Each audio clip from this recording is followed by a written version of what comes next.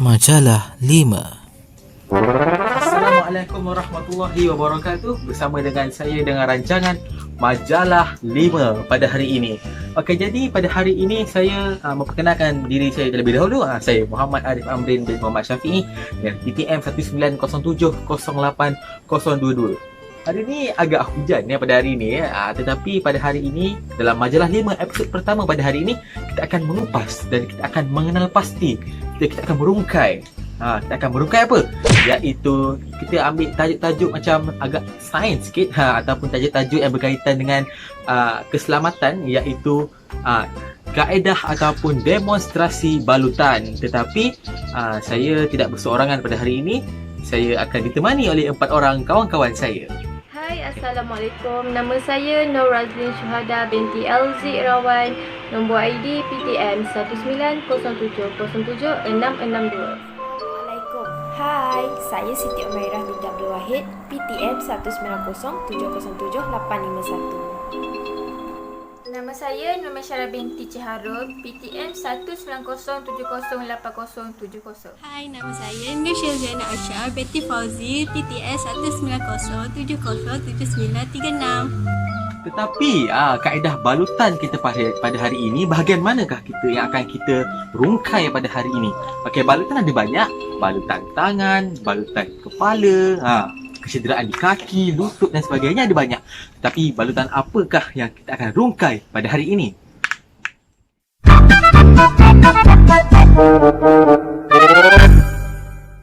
Okey, hari ini saya ingin mengulaskan tentang balutan luka tangan. Okey, demonstrasi balutan luka tangan ini bertujuan untuk menunjukkan cara-cara yang betul untuk membalut luka yang terjadi pada tangan. Kanak-kanak sering kali menghadapi luka yang terjadi pada tangan seperti terjatuh daripada basikal, jatuh ketika berlari dan sebagainya. Sebagai seorang guru dan orang dewasa, seharusnya ilmu mengenai balutan luka ini perlu ada dalam diri untuk digunakan di waktu kecemasan sebagai bantuan awal.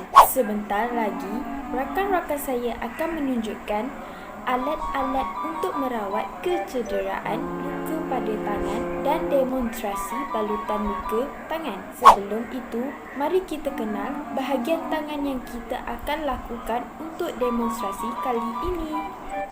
Seperti yang telah dijelaskan, balutan yang akan kita lihat pada hari ini adalah demonstrasi balutan luka tangan. Luka tangan. Okey, ini adalah tangan Okey, untuk balutan luka tangan kita akan cover di sini, bahagian sini. Di bahagian sini adalah lengan Kita akan cover di bahagian tangan. Kecederaan luka tangan ni biasa berlakulah di kalangan kanak-kanak. Terutamanya mereka ni agak aktif naik basikal terjatuh dan sebagainya. Kita tak tahu, dan pada hari ini kita akan melihat cara-cara untuk kita membalut luka tangan. Jadi untuk kita membalut luka tangan ini, kita perlukan peralatan.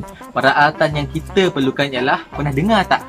Kit pertolongan cemas ataupun dalam bahasa Inggerisnya first aid. Jadi di manakah kita nak dapatkan first aid ni? Okay. Pertolongan cemas. Jadi inilah dia first aid ataupun kit pertolongan cemas. Mana nak dapat ni? Okey, dapat kena belilah. Beli kat farmasi ke, kat bahagian-bahagian perubatan lah. First aid ataupun kit pertolongan cemas. Tadi tu gurau dia, bergurau dia nanti pada Doraemon ni tak? Balik. Kit pertolongan cemas ni, dalam ni ada macam-macam alatan-alatan untuk membalut kecederaan ringan dan sebagainya. Ada bermacam-macam dalam ni. Jadi kalau boleh setiap rumah ke, tadika, taska perlu adalah ni untuk langkah-langkah keselamatan. Jadi takkan nak tengok saja tak? Okay. Kita akan terus ke langkah seterusnya. Jadi jangan tunggu lama-lama. Okey. Kerana rancangan ni tak ada iklan. Okey. Jadi tengok sampai habis, okey?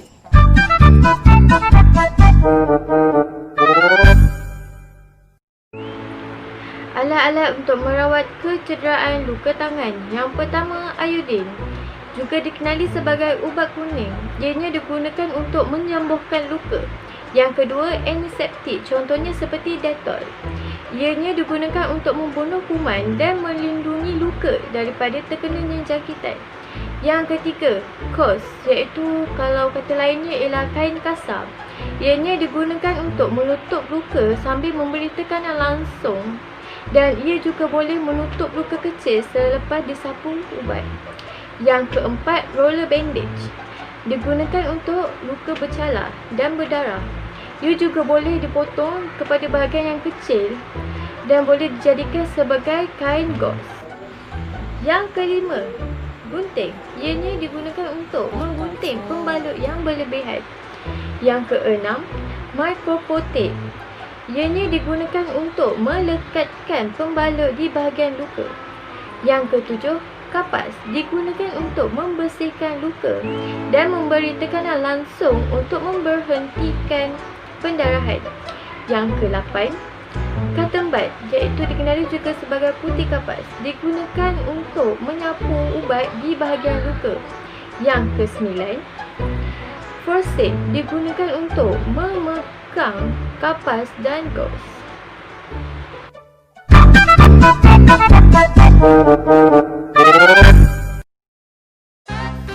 Langkah yang pertama, basuh luka yang terdapat pada tangan dengan air yang mengalir. Tujuannya adalah untuk membersihkan kotoran yang terlekat pada tangan. Seterusnya, sapukan cecair antiseptik di sekitar luka. Cecair antiseptik yang saya gunakan ialah cecair antiseptik Dettol. Boleh didapati di dalam kit pertolongan cemas dan farmasi. Cecair antiseptik ini mampu membunuh kuman yang terdapat pada luka. Gunakan kapas dan forceps untuk menyapu antiseptik pada luka. Selepas selesai, biarkan ia kering untuk seketika sebelum ke langkah seterusnya.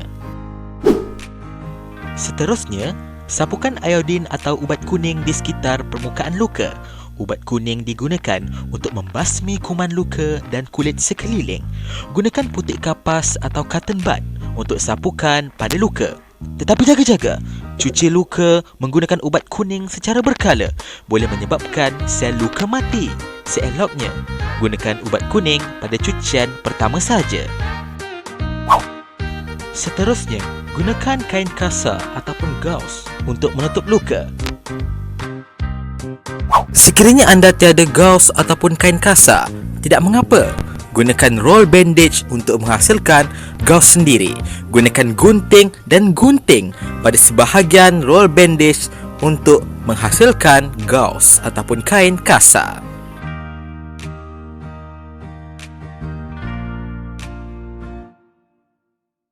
Setelah anda letakkan kain kasar ataupun gauze tersebut pada luka itu, apa lagi?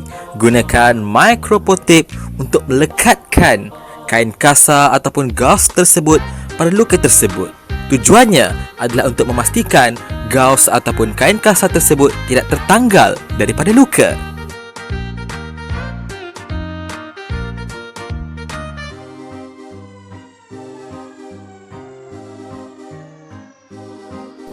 Akhirnya, kita telah sampai ke langkah yang terakhir, iaitu proses balutan.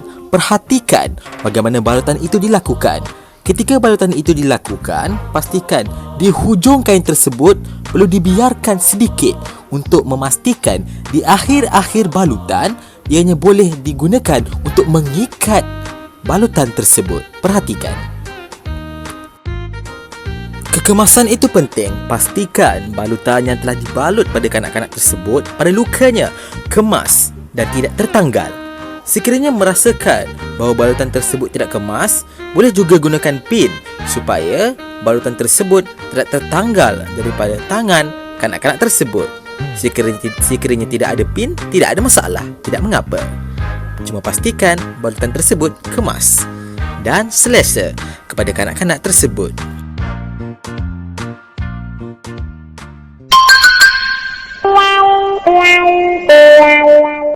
Okey, sekarang saya akan menerangkan tentang kepentingan kanak-kanak untuk menjaga kesihatan diri. Yang pertama, membolehkan kanak-kanak sentiasa dalam keadaan sihat dan cergas.